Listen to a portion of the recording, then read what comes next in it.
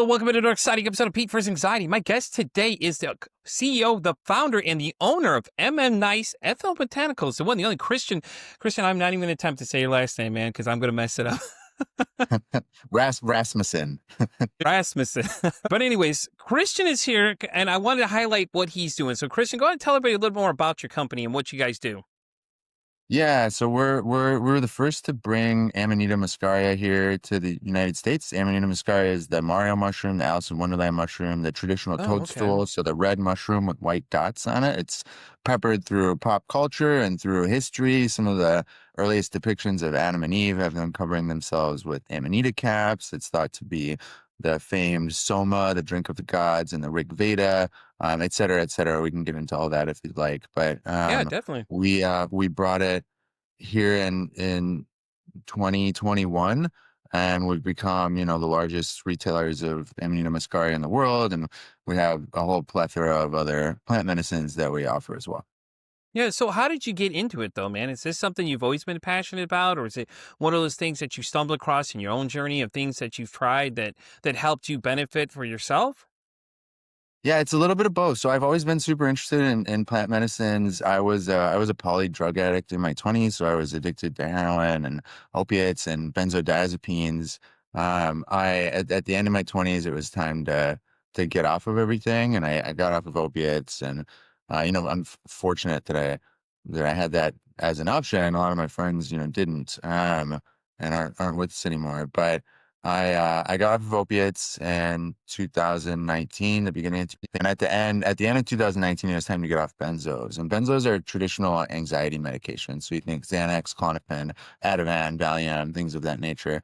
And I'd always heard that they're the worst drugs in the world to get off of. And I was, thick skin or whatever, so I kind of brushed it off. But they absolutely are. It was awful.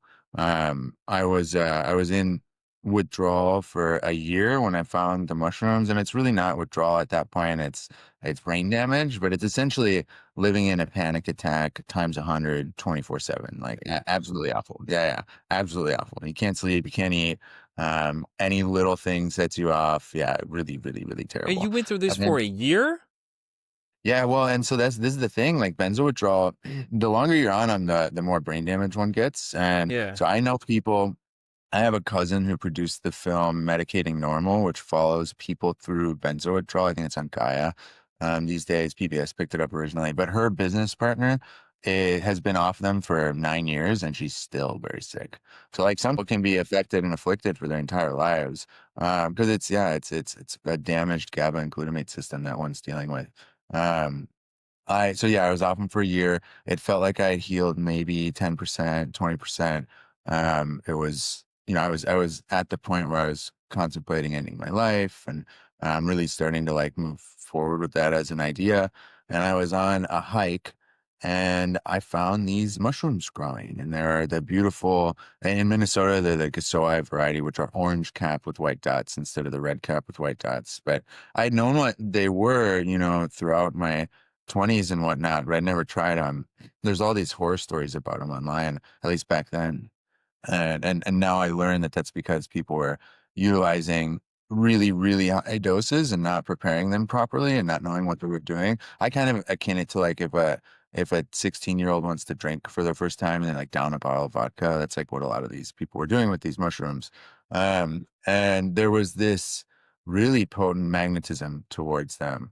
It was something I had felt it before, like meeting a future partner or meeting like a future really close friend. There's this like magnetism towards that individual. I felt that with these mushrooms, and it was more potent than anything I'd ever felt at that point in time. So I picked them, and I went to the house and I did some research, and lo and behold, they hit the same receptor sites that benzodiazepines damage, the GABA system and the glutamate system. So I decided that it was worth a shot.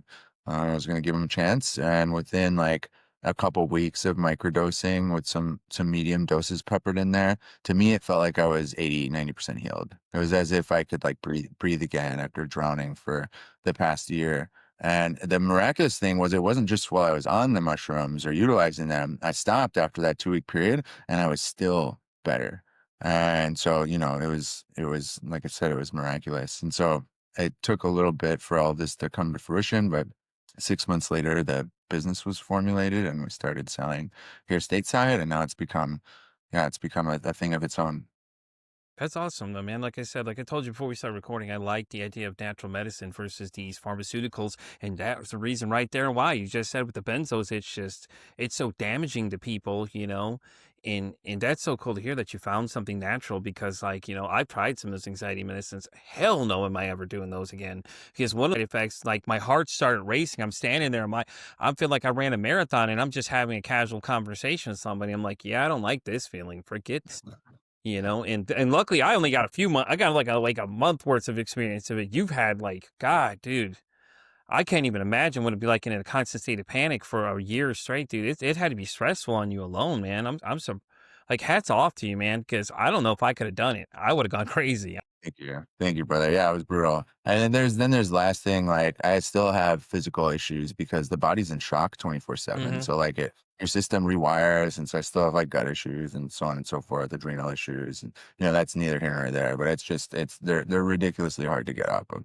Yeah. So are the mushrooms even helping with some of those symptoms too? Is there anything natural you're doing to help kind of counteract a lot of those other side effects you were dealing with? Yeah, yeah. I mean, the mushrooms took care of most of it. I mean, largely. The other aspect of it is like once you're in that state of panic, like you rewrite the programs in your brain. So you kind of like program yourself to have a response to a certain situation, or like, Yeah. and so like the mushrooms don't deal. They help you overcome that stuff. But so it took like, so I say I was like 80% healed or so after that first couple weeks. The other 20% that took a while to heal because Yeah. I had to rewrite the programs and get out of the rivets of thought that I got myself stuck in. And then, Yeah. and then there's just some like lasting stuff, and we're at like what 5 6 years later at this point. There's some lasting gut issues that came from it, but are now totally unrelated to it. It's just stuff that I got to take care of on my own. It's all getting a lot better, but yeah, like I said, I mean, I know people who are still in panic, pure panic after 9 years of being off them. So yeah, the mushrooms help tremendously. And since all this, with the business and what we've done, and the outreach and the education, we've probably seen 5,000 plus people get off of benzos utilizing these, and very effectively, which is incredible. And if I could just help one person get off of them, then I've lived a good life. And yeah, so Yeah. Definitely. I'm really blessed and honored in that sense. Well, that's awesome, man. Are you exploring other avenues, other mushrooms too, for other things to add, like to expand your network of things? I know because I know with natural medicine like that, there's always new things you can always address afterwards. Like now this one addresses the benzo. Have you been looking at other mushroom options to fix the other addictions people may have? Yeah, yeah, yeah. I mean, we have a plethora of different products. They're not all mushrooms. I mean, we do really Amanita is like the cream of the crop for us. It's our bread and Yeah. butter. But we have all the functional mushrooms, which I mean, a lot of people are hearing about these days: lion's mane, chaga, turkey tail, reishi, cordyceps, et cetera, et cetera. But then our next bigger hitters are our Blue Lotus, which is a really, really beautiful one. Blue Lotus was the Egyptians' most revered plant medicine. When they opened up King Tut's sarcophagus, his mummy was covered in blue lotus petals.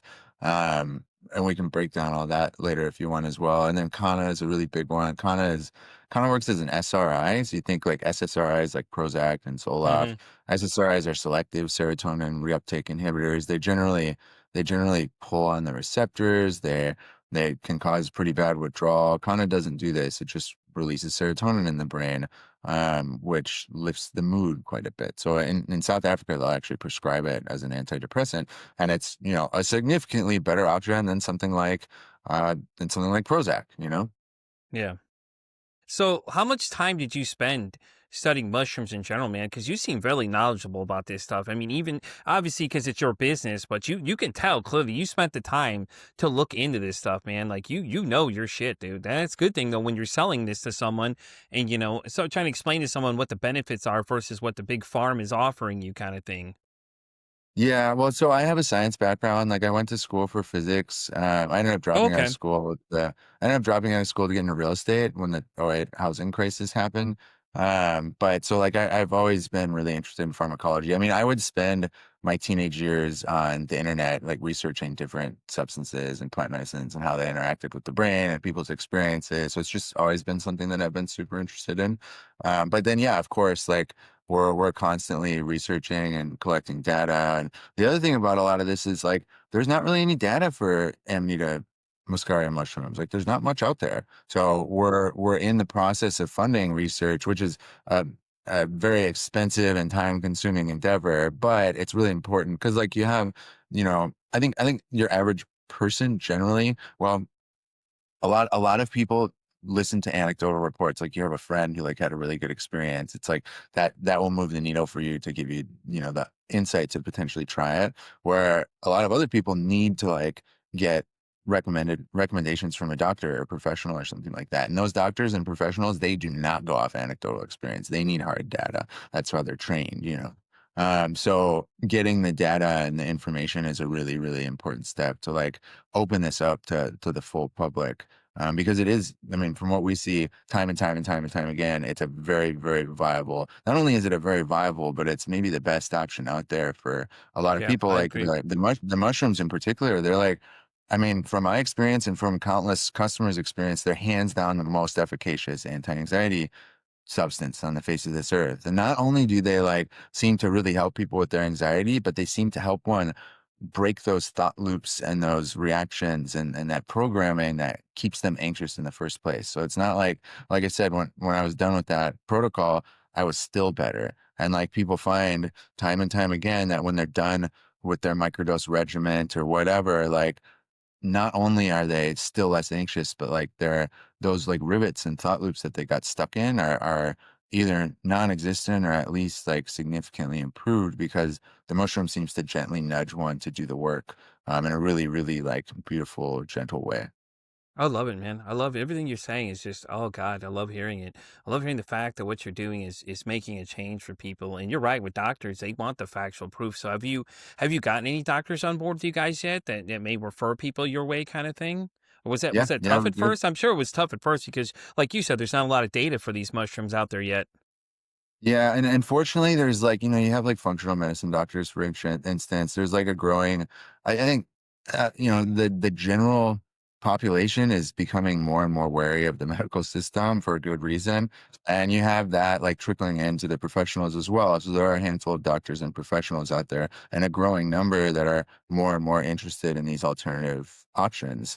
And so yeah, we do work with a good amount of professionals. And one of the beautiful things about this mushroom is that it's legal. So like they don't have to worry about, getting in trouble or getting a license taken with something like psilocybin or MDMA therapy or ketamine therapy is a little bit easier because it's legal for prescription. But this is completely legal and open game and open territory. However, that being said, they need to be kind of hush hush about it because they still could get their license revoked or they could get pushback if people found out, and it's really too bad. But that's where the data comes into play. So it's a really integral and necessary part if we want this to really take how we're hoping it will. Well, it sounds like you're taking already. I mean, you've already doing a lot already. Looked at some of your socials and things, and I could see all the different people saying the positive effects of what they're getting from what you guys are offering. So, I mean, you're on the right track, and it's interesting to hear that your passion ran to when you were a kid, man, because that's it, man. When people meet you, I guarantee people are just like, all right, cool, I like this guy already because you've got so much information. You're so passionate about it because you've been studying this as a kid too, man. And I think that's the next. It's going to be the next thing. Is this holistic medicine is going to take over because big farm with all these side effects. If you watch some of these commercials, look at what they say when they say, "Oh, some side effects are." That's always what I'm watching. Me and my mother-in-law were actually doing this last week. We are laughing at what it says because one they advertise, and then the next one covers up those symptoms, and it's like it's like wait, you're supposed to be curing these problems, but then you're inventing new ones for me, and it's a horrible cycle that people get in. So for people that are not familiar with psychedelics and things that you're working with, what would you recommend how they get into it? Do you obviously get with somebody that knows how to microdose because like you were saying, people that originally discovered this thing, they were taking way too much and having bad experiences, so it was giving the whole idea a bad rap. Yeah, yeah. Well, and so I mean, I think Amanita is really gentle in comparison and we actually say that it's not psychedelic. We'll say it's hallucinogenic, which Okay, is like okay. maybe a convoluted difference for most people, but there is a difference, and that's only in high doses. So in low doses or microdoses, like it's really, really palatable for just about everybody. Like all it does is, in a low dose or a microdose, like the only thing anybody's really going to notice, except for like the reduction in anxiety or increase in mood, et cetera, is just like a relaxation, a lowering of inhibitions slightly, and not like an alcohol lowering of inhibitions where you do stupid things. It's like it just like relaxes you and allows you to be in your body and be yourself more, which is really pleasant for most everybody. Most everybody really, really enjoys that. So we kind of view it in some sense as the bridge to the psychedelic world or the plant medicine world, where a lot of people have never touched any psychedelics or anything like that, and they find Amanita, and that opens them up to the option and the opportunity to start, exploring these other ones, like something like psilocybin or ayahuasca, for instance. Not everybody though, and that's not a necessary path for everybody by any means, but a lot of people find that it's kind of a bridge. So we like to think that, the easiest, simplest way to start is to start with the Amanita, and to start with really, really low doses. You brought up uh, microdose. Well, so like we're working on this a facilitator training course in which we'll have, facilitators all around the country to help guide people through microdosing or through low dosing. That should be out in the next 6 months or so. But it's really easy to do on one's own as well, starting with something like the capsules or the gummies. They're already pre-weighed, predetermined, pre-measured.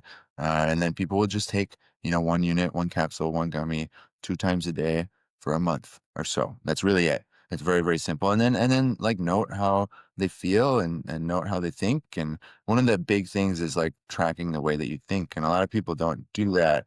But like some people might not notice anything if they're not watching their thoughts. Like in the beginning of all this, I have these weekly or monthly Zoom sessions with customers and individuals. And I had a woman come in, and she was 2 weeks into her microdosing protocol. She was like, I'm not sure. I think I feel like something's different, but I'm not sure what it is. And so I like gave her some pointers. And one of the big ones was like, watch your thoughts, like pay attention to how you're thinking. Like, are you thinking in a lighter way than you were before?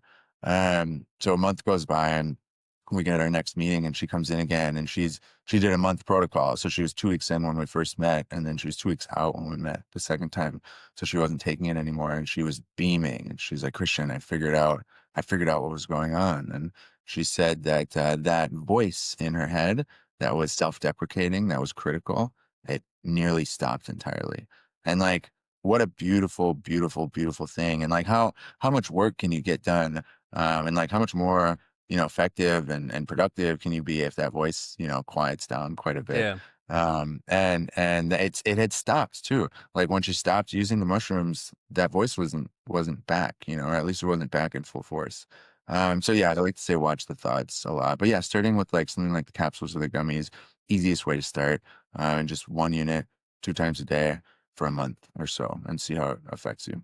Man, I gotta say, I'm impressed. Listen, you took time to talk to these people. Says a lot about what you're doing, man, and you care and things like that too. And I think that's what's going to resonate with a lot of people that watch this episode or hear this episode is that the fact that you've taken all the time and you've taken the effort to talk to these people. Hey, listen, let me give you some tips real quick. Try this and see what happens. And as that woman showed, she came back with a whole new mindset on it. Oh man, look, Christian, this is what I've got going now. I learned these things, it's so cool, man. So, now that you have this space, why don't you educate some people on some other mushrooms you offer too, things like that too? Because, there's other stuff out there, of course, and I feel like why not? Why we got the mushroom man here. We might as well have you tell us more about these.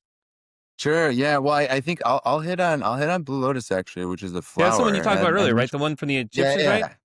Yeah, yeah. So Blue Lotus is fascinating. It's so in this, and I kind of mentioned like Amanita being a bridge in a sense. I think Blue Lotus is another bridge, because it's also not psychedelic. It's mildly psychoactive. It's not, and Blue Lotus is a bridge into the spiritual side of things in a very, very beautiful way. Because the more in tune one is with their energy, if you can like feel energy, Blue Lotus is immensely powerful. And so it kind of trains one's system and one's mind and one's body to feel energy.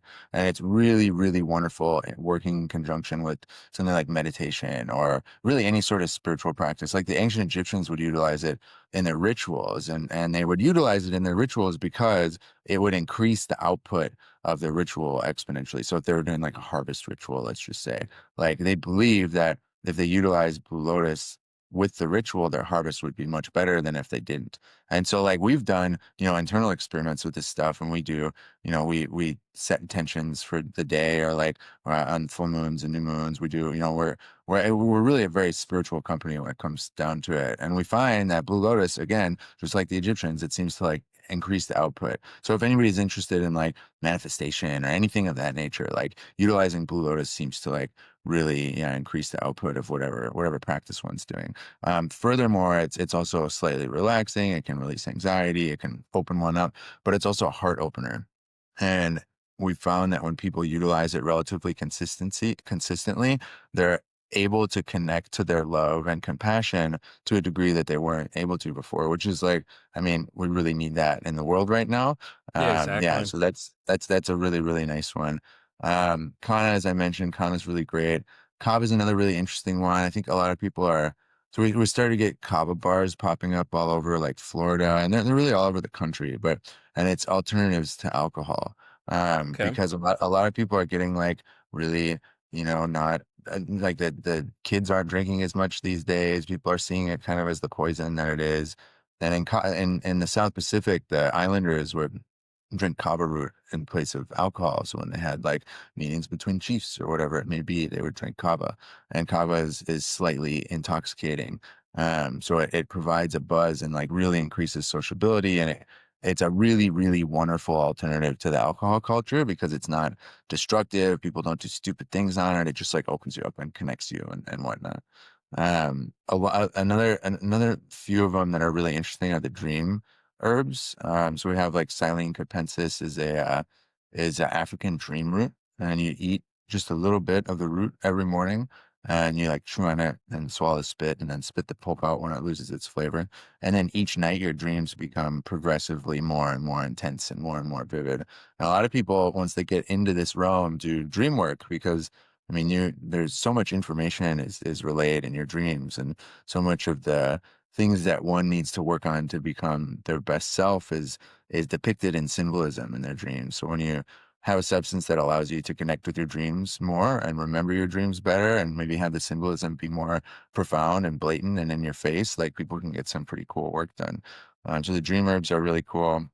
Aquama is another really interesting one. It's so we have a big opioid epidemic here in the States.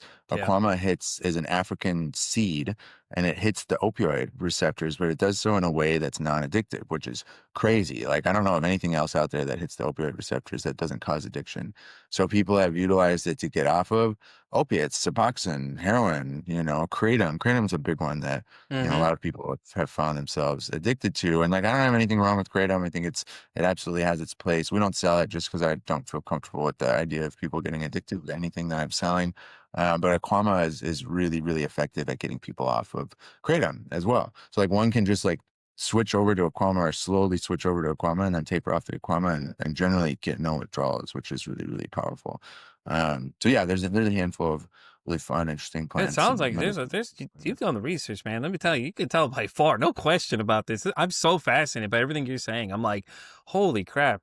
Especially the Egyptian one, because like I've gotten into energy work and things like that too. I've met a bunch of energy healers on the show, and I found out I'm sensitive to energy because I can never explain this sensation I always get. Like there's something there. I always felt something weird, but now I figured out what it is. I can tell whether I like somebody within the first 5 minutes of meeting them or not. And it's like it's a weird gut feeling that comes out, and that's how it comes out. If I don't really, I got a weird sick kind of feeling. Like I'm like something I don't like about this person. I can tell, and it's just one of those like it's like a spider sense to me because I'm a big nerd, so I use spider sense a lot of times. I say, but you can sense like things. But I'm also good at sensing people's emotions too. Like when people are really in a bad mood or something's wrong, I can usually tell like just by reading their body language a lot of times if something's wrong. And other things I found out too, because I don't know if you've ever looked at astrology at all. It's very interesting too. I did a birth course. charting on the show. There's an episode where I did my own birth chart where a woman had come on and did it, and we were talking about it. She said in my chart, which now makes sense, is that in there she discovered that spirituality was big, and then there was another thing she said. For some reason, I have an uncanny ability for people to tell me things they've never told anybody, which is weird because it's happened a lot of times. People come up to me, start telling me things. and I could never figure out what it was until I did this astrology reading. And then I found out that that's what the case was. And I thought it was so interesting because, like I've done the tarot card readings, I've done oracle readings on this show, all these different kind of things. So I explore all these other options, but holistic is where I've been leaning towards more as I go, because I love the fact that it's away from the big pharma. After you like really, if people really research the crap they're putting in their body and really look at some of these labels, it's like, you probably shouldn't be putting 90% of those things in your body at all. You should probably look at an alternative cure. And now with holistic taking over the scene and coming up as fast as it is, it's going to be the new norm pretty soon. I feel like, the way that you guys are moving and everybody else is doing different things out there. I feel like that's the future of medicine, honestly. Eastern medicine is going to take over because they're really natural cure versus Western, where we deal with the symptoms, and then well, some of the pharma items create more symptoms, as we just discussed a minute ago with the commercials. If you really listen to what these people are telling you, and it's really not a shocker, but and then it's like, we all know these are problems, so then people are too afraid to address them, or they're too afraid to advocate for themselves. Yeah, yeah. I mean, like the educational system and the medical system was taken over by the Rockefellers in like the 30s or something like that, and they Hmm. wiped out all of the natural medicine. They wiped out it all. I mean, the world, Gaia, Mother Earth, whatever one wants to call it, like we have the solution for everything at our fingertips here on the planet. Like we're blessed with this beautiful abundance of life and health, and it's been very intentionally stripped away from us. And yeah, it's really, really, really tragic. But there's this resurgence of individuals becoming very interested in these alternative. I would say alternative, but they're really the original and the original ways of health and healing. Hmm. And it's a really beautiful thing to see start to come up more. And like my own exploits and visions and work, I've seen what I believe to be the future, and it's a much more harmonious way of living. And like if I we think so if we too. get me and you, and if we can just have a little piece of like helping that come to fruition, like, man, that's a good life, dude. That's a Yeah, good no, I life. agree. I think you're right. I think it's the future. I know that like a lot of times it was always kind of like made fun of. People call it hippies, or like Seinfeld's a very big show for me. The one where Kramer goes to that holistic healing guy and George goes too. It has a weird reaction to something. It's like people make jokes of it, but don't really look at the side effects of what you're getting versus these big farm ones. Now, if you're really paying attention, God knows what you're going to get from some of these things. Like, whatever you get new medications, always ask what they are. That's why I tell people, like, I feel people are too afraid to advocate for themselves and say something. Like, it's your health you're worried about. If you're not sure what they're giving you, ask questions. If not, the internet's there. Search it on the internet. Go Yeah. see what it is. You know what I'm saying? Like, be very cautious of what you're putting in your systems these days, because you don't know what is going to come out. Like you said, with the benzos, like, how bad and detrimental they are to people. It's like pay attention to what's going on. You can say no to these things. You don't have to say yes just because a doctor gives it to you. You could always question these things. You're not being wrong. You're just getting involved with your own healthcare more. And I think that more people need to start doing that, is advocating for themselves, especially when it comes to mental health stuff, because all the medications out there for that stuff, oh God.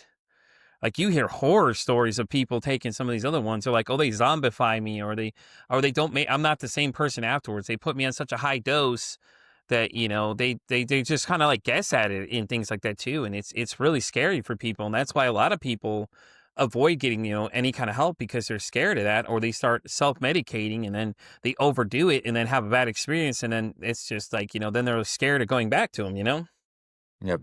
Yeah, yeah. Well, and a lot of the doctors, they don't know either. Like, and particularly with benzos or things like Effexor or antidepressants, like they've never experienced what that withdrawal is like, and oftentimes they'll just like brush it off to the side, be like, "Oh, you're just anxious," or "Oh, you're just like going through a depressive spout," or it's like, "No, really, like my chemicals are messed up in my brain because of the drugs that you gave me," and they're really like, and they're everybody's just a human trying to do the best that they can, but I mean, generally, but they've been indoctrinated into a system that if they all of a sudden had to start looking at what they were doing in a different light, they'd have to realize that they've been messing people up for years and years and years, and that there's a cognitive dissonance that happens there. So it's an uphill battle for sure, because and anybody in any field, if like new information starts to come out, like that information is widely suppressed and like attacked and debated, like even if it's super factual, like obvious information, because people aren't comfortable with like changing the idea of who they've been and like what they've been doing. So like, yeah, it's a tricky thing to address and navigate. But again, we're starting to see more and more people and professionals that are starting to see this and that have the bravery to stand up and be like, look, like I've been maybe doing things improperly and I've probably hurt some people. So now I'm going to do everything that I can to like make it up to the world. Yeah. So yeah, that's all part of the shift, Are you against CBDs at all? Have you looked at the studies with those two? Those do really great wonders too.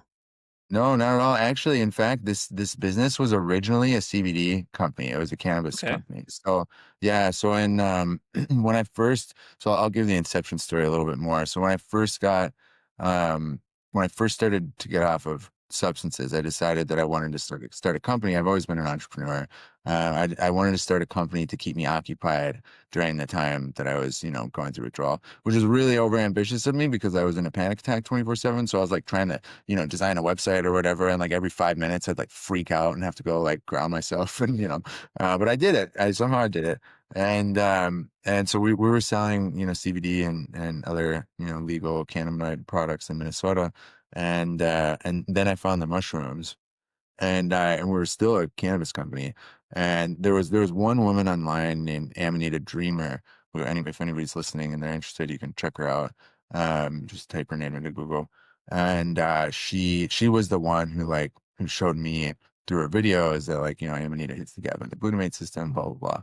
And so like after I went through this healing, I reached out to her and I expressed, in like a 3-page letter, I expressed how grateful I was to her and Yes, I so on and love so it. forth. And I offered to help her out in any way possible. And she responded and said, well, I would love if you'd be interested in sponsoring a video that I'm doing. So I said, sure, absolutely, let's do it. And so I sponsored a video and we ended up becoming friends. And and it was 6 months later that she actually asked me to start selling Amanita. So it wasn't my intention ever to get into it, but there was nobody doing it in the States. And she had this like growing community of people that were becoming interested and needed a supply of it. And so yeah, that's how the inception happened. And then the Amanita took off so much that we put the CBD and everything on the back burner. And it ended up I can see not. that for sure. If it's taken off, you might as Yeah. well go with what's working at that point, Yeah, because yeah. So we're not in that business anymore. Although I work with a lot of people in the hemp and cannabis industry.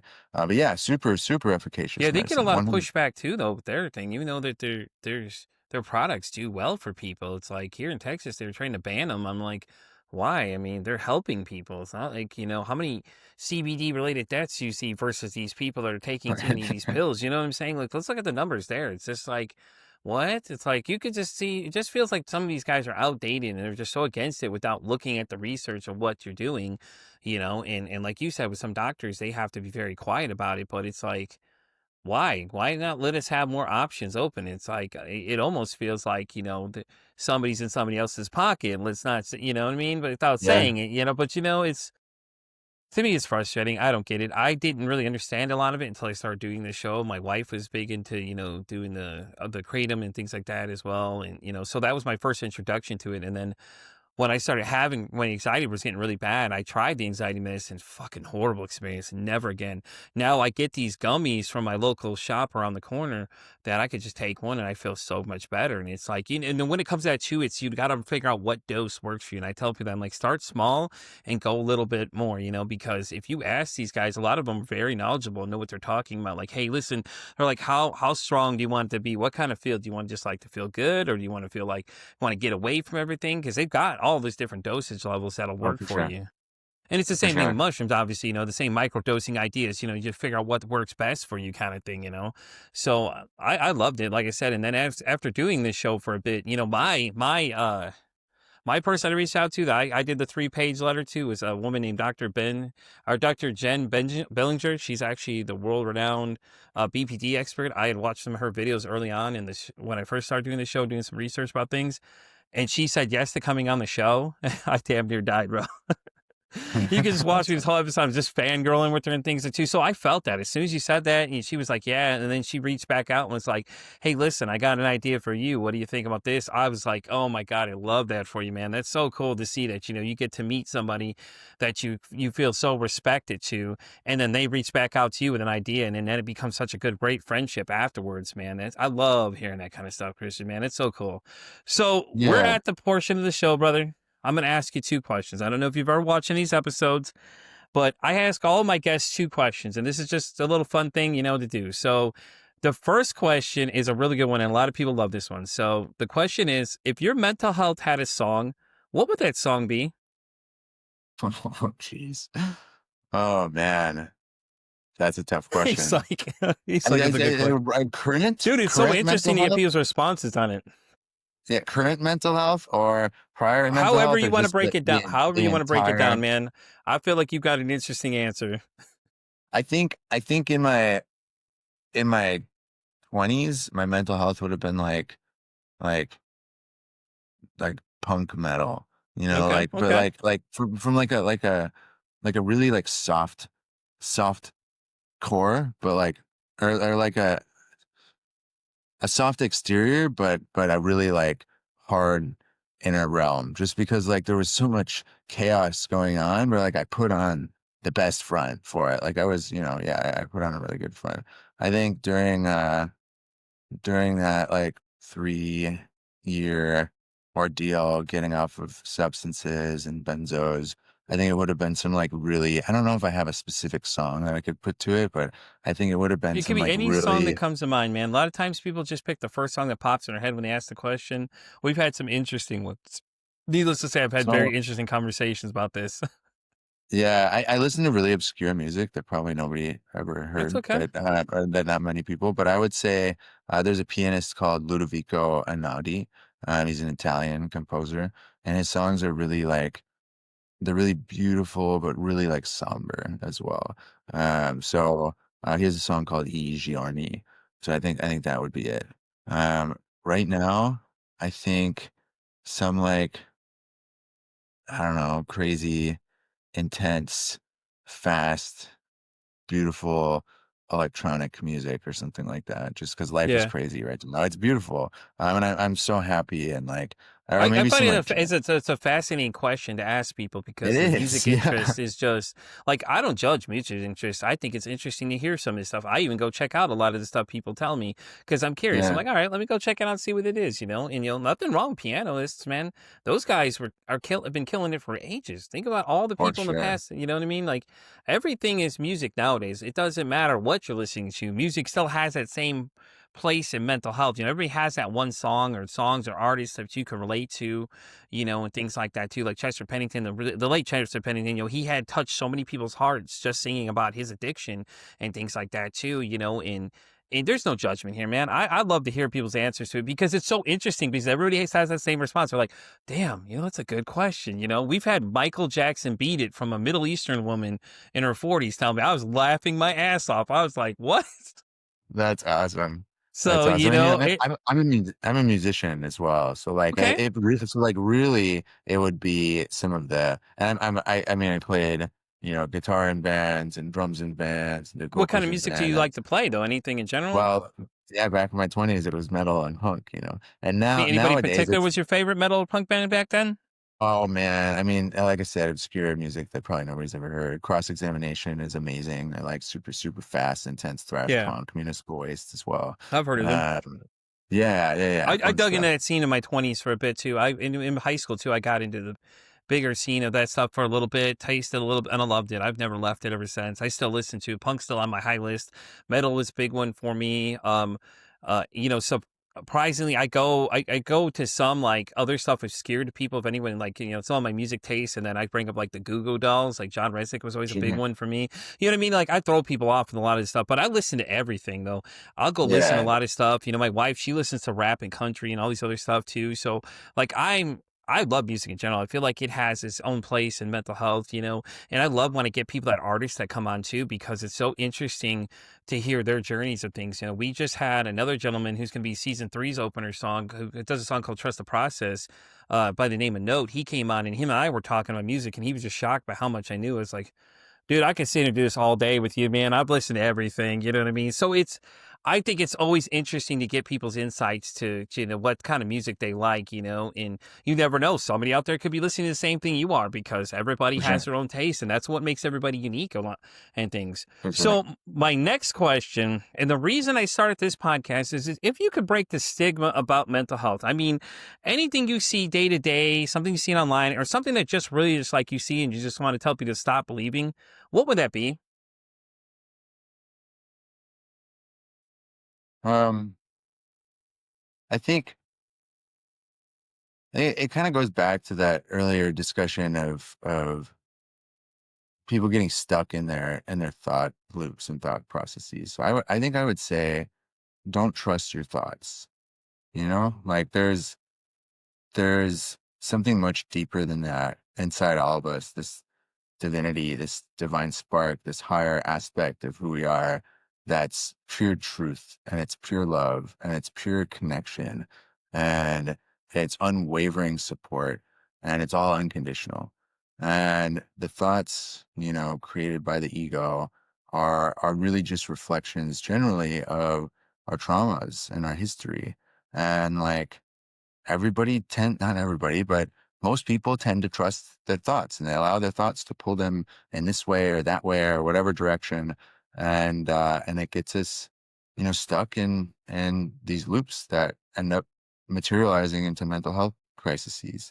And so, yeah, I think like the biggest thing for my personal evolution and journey has been to watch my thoughts and to really, really lovingly and gently like nudge them into the direction that is more in tune and more in line with my highest self, and that aspect of me that is just pure unconditional love and unwavering support for myself and for the world. So yeah, I think really when it comes down to it, like a lot of the issues that anybody has stem from their giving weight to their thoughts. And this ties into like, Buddhism and meditation I mean, it's like one of the most ancient teachings in essence in the world, but with like a modern day spin. But yeah, I think that's what I'd say. Don't trust your I thoughts absolutely, fully. I absolutely love it, man. Thank you so much for sharing your thoughts. And as we get ready to start wrapping up here, man, do you want to plug where everybody can find you? I know you're pretty much on everything, TikTok, Instagram, all those great places. But what is the best place for people to find you? Yeah, so the website is MN-Nice Ethnobotanicals. We're all over. Yeah, like I said, we're all over. We're on Instagram, TikTok, Facebook, blah, blah, blah. I do podcasts all over. We go around the country and give speaking engagements. Like next month, we'll be in St. Pete at like a big cannabis psychedelic festival. We're constantly traveling. But yeah, the website's the easiest way to find us, MN-Nice Ethnobotanicals.com. And with that being said, guys, we're going to wrap up this episode of Pete versus Anxiety. Christian, thank you so much for being here, man. I absolutely enjoyed having you here, man. Everything you were teaching us, I think is great. You clearly know your stuff, man, and nothing but the best for you, man. I will definitely be checking out your guys' stuff and referring you out to a couple other people too. I know, that are into that kind of area of stuff, and let them know, man. Like, listen, I got to meet this guy personally. He knows his stuff. Like, trust me, this guy knows what he's talking about too. So thank you so much for coming, man, and just giving us an insight, and man, I appreciate it. Really do. Yeah, I appreciate you, brother. Thank you for opening up your platform. Not a problem, man. And with that being said, guys, we're going to wrap up this episode of Pete versus Anxiety. You guys can find me on Pete versus Anxiety and X all the way down to TikTok. I'm on Spotify all the way down to Pandora Radio. And as I always say, it costs nothing absolutely to be kind to somebody. One kind act you can do can save someone's life, or hell, you can make their day. I'm Pete versus Anxiety signing off saying, don't ask how your day is today. Say, hey, how's your mental health today?